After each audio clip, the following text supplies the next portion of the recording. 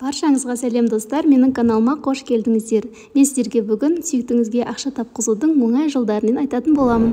Видеоның соңына дейін қарап, лайк басуды ұмытпаңыз.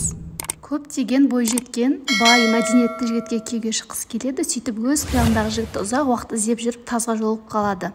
Негізі мал таппас жігіт болмас дегенде, кез келген ақылды келіншек өз-ақ жарын миллионерге айналдыра алады. Ол үшін ең бірінші сіз оған мүлтіксіз сенуіңіз керек.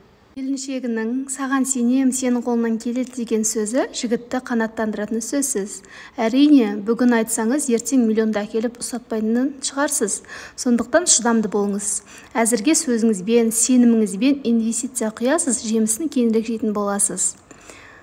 Екіншіден, әрбір қадамын аңдып отырмаңыз. Бүгін кіммен кездессің, ол сенімен қандай жолығады, жоспарларың бар ма деген сияқты күнде мазасын ала берудің қажеті жоқ.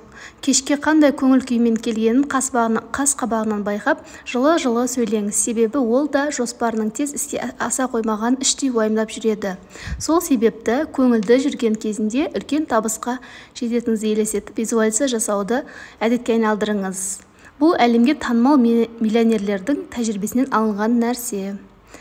Үшіншіден, мақтап-мадақтап отырыңыз. Сүйген жарыңыздың кішкентай жетістігін өзіне қуанып, қолдауы оның төбесін көкке жеткізіп тастайтыны хақ.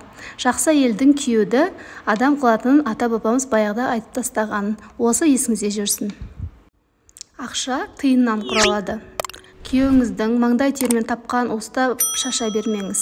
Әрине, өзі болған қыз төркінін танымас дегізбей, жұртқа да көмектескен дұрыс. Алайда, отбасылық бизнесіңіздің әбден оңынан оратылып жүріп кеткенін күткеніңіз жөн. Күнделікті керек жарақты алу үшін өзіңіздің де жұмыс істеп, ақша тапқаныңыз жарыңызға кәдімгідей көмек болады.